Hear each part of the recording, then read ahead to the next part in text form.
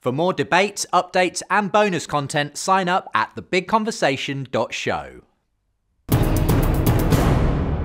If you don't mind, there's some questions here, Michaela, about, again, your own journey and indeed how it relates to the rest of your family. So Alex saying, how has your newfound faith sort of affected your father, Jordan Peterson, in any way? Saying, I've seen in past videos, it seems like he hasn't quite decided if he's got faith yet or not, but obviously respects the Christian faith for its virtues and values. And you've already mentioned, that your mum has been on a not dissimilar journey herself. So how's that kind of playing out for Jordan himself at the moment? Well, I think that the change he saw in my mom really impacted him because her personality changed quite a bit. She got a lot more patient. It's not like she wasn't patient before, but the change was dramatic. And so we were like, well, at first we thought she joined a cult.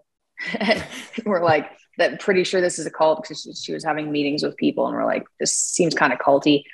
But you do seem a lot happier and you are quite a bit nicer. So and then it kind of transformed. It was like, oh, okay, you're a practicing Catholic. That makes a little bit more sense. So I think that the transformation he's seen in my mom has impacted him. And so he prays before he eats, and I think he prays. So I think it's really hard for the type of brain he has because he is so like verbally fluent that he can think like circles around himself. So I think it's hard for him to wrap his mind around the concept of God because part of it's unexplainable.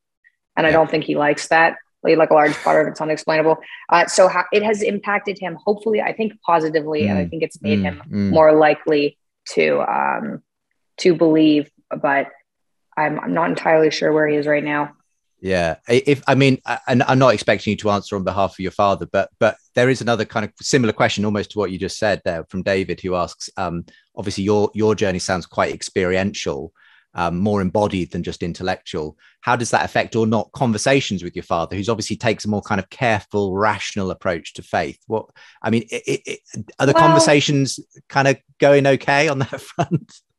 People think that, but that's not true. Like John was talking about earlier, coincidences. My dad's very interested in coincidences.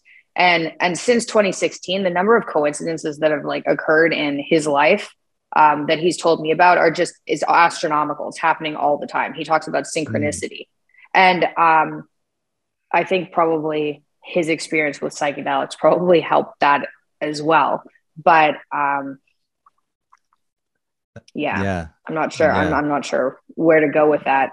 But he believes me. Like when I have experiences like that, he believes me. He doesn't try and logic it out. He believes in picking up on vibes from people. Yeah. He believes that kind of stuff.